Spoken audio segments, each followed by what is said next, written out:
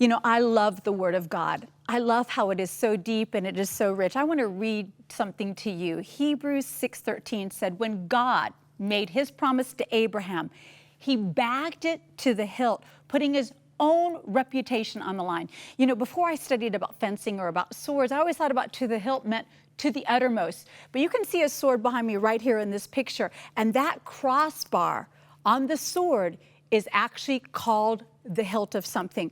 It goes on to say in Hebrews 6, verse 17, 18, when God wanted to guarantee his promise, he gave his word, which was Jesus, a rock solid guarantee.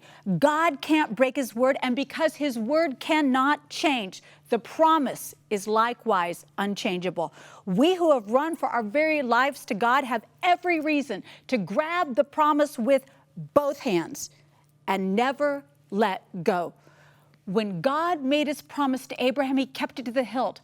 I actually believe that if you look at a sword, you're going to see that the sword looks very much like a cross.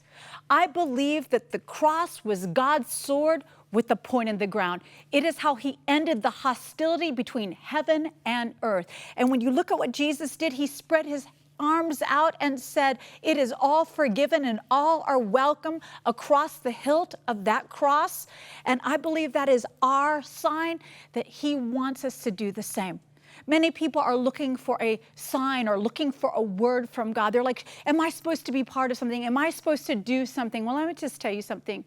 If you are wondering whether God has his hand on your life to be an ambassador for his kingdom, then the cross is your sign and you are his wonder.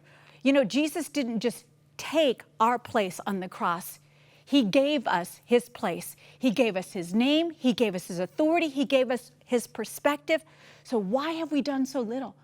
Because we are not stepping into all of the fullness of what the Word of God says that the cross provided for our lives. And if we only preach part of the portion of the cross's benefits, and we only see a portion of the cross's power. Let's preach all of it. Let's live all of it. Let's walk in all of that power of the cross. Jesus gave his all. Let's give him our all.